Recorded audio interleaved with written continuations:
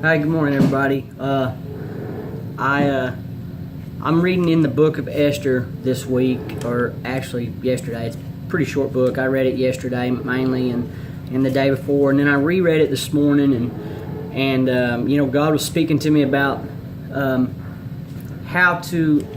was speaking to me through Esther about the things that we can learn from this story. Which, if you haven't read Esther or you're new to the Bible, it's a short, like 9-10 chapters. It's really short, and man, it's super great. It has you can almost read it like a drama. I mean, it's just really neat the way it all pans out. Some people believe in karma. I believe in God, and I think that a lot of people misunderstand karma for God, and I think God's got a sense of humor in the way things work out. And if you read Esther and you believe in God, then you'll probably believe God's got a pretty good sense of humor too. So the irony in it is just ridiculously awesome.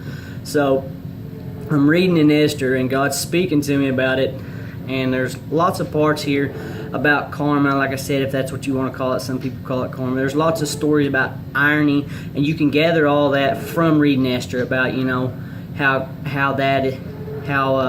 you get what you deserve. We read about Mordecai, which is one of the main characters in the book of Esther, which is Esther's technically a cousin, but he adopted her.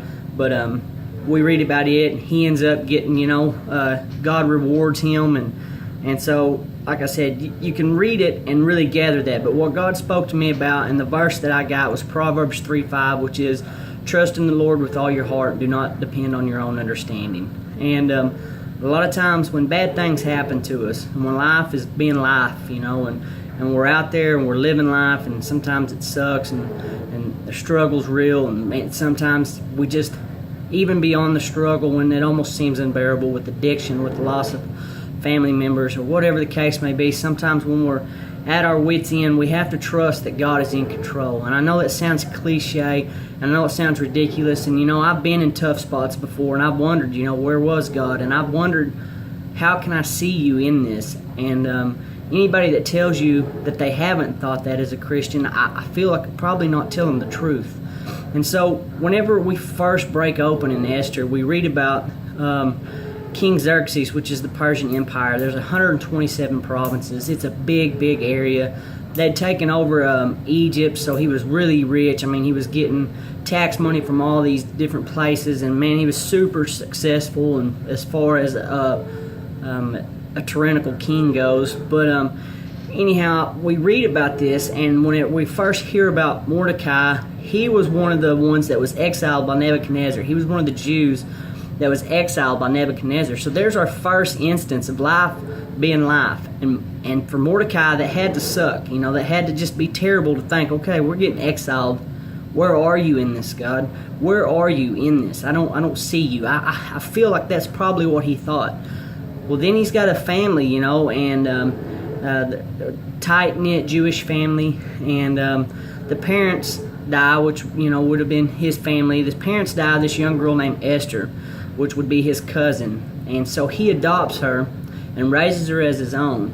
And so there we see for Esther, she has to think, I was young, we got exiled, we stuck around after the exile was lifted, but, our family was displaced, then my folks die, where are you at in this, God? I feel like that's probably what she thought too, and so we keep seeing these changes in their lives, and that's the very first opening scene that we get from these.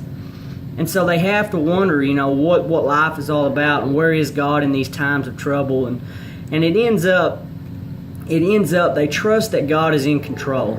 And King Xerxes, just to fast forward a little bit and speed this up, King Xerxes is upset with his queen that he has right now, and doesn't do what she wants, and so he decides he's going to take a new queen.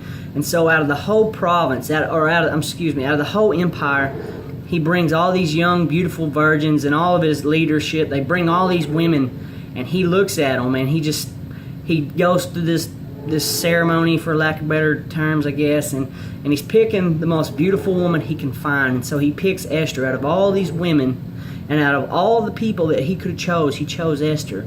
After the things that she probably thought before about, man, life just is terrible. And then later on down the road, she's queen, and she's picked out of all these women and out of all these other things going on, she's picked to be queen, and she's a Jew. And so she hides her nationality. She hides being a Jew because of what Mordecai tells her, and he's guiding her and teaching her and telling her, hey, just keep it on the down low and let's go ahead and get you in there. And so she's queen, and then one of King Xerxes' right-hand man, he ends up wanting all the Jews to die and wanting all the Jews to be destroyed. And so Mordecai has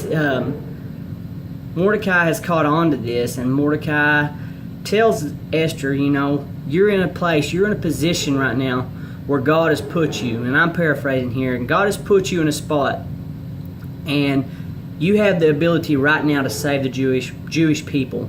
And whether you choose to do it or not, God's still going to save the Jewish people. But you have to be willing to do what God's told you to do. And that's what he's telling her. God has placed you in a spot intentionally. And regardless of the situations and the circumstances surrounding it, we have to trust that is the case, as hard as that is sometimes when we're going through dark times. And I feel like whenever we read Proverbs 3:5, and it's trust in the Lord with all your heart, do not depend on your own understanding. She was probably trying to depend on her own understanding. But I tell you, after Mordecai tells her this, God has put you where you're at for a reason. She had two choices. She could either run from what she thought, she could just take the easy road, or she could stand up and do what she thought was right. And so she fasted, and she listened for God, and she had Mordecai do the same, and they come up with a plan. And in the end, just to cut this off pretty quick, in the end, it worked out super phenomenal. Mordecai becomes the prime minister, second only to the king, and he's just Esther's obviously queen. The Jewish people are saved, and happily ever after for there, And so I would just like us to take this week to know, and I want you to trust that God has you where you are for a reason. And even if you're weathering a storm right now, there's a reason for it. I know that sounds lame, but there is. Just the thing that you have to take from it is like Esther. She didn't trust herself. She didn't try to think of plans. She fasted and prayed. And so I would like to encourage you, if you're in a spot right now, to just seek the Lord, stay in the Word, and stay in your prayer, and trust that God has you where you're at for a reason, and hear what He says and what He's wanting you to do when you move forward from this point. So keep praying for each other, and I'll talk to y'all next week.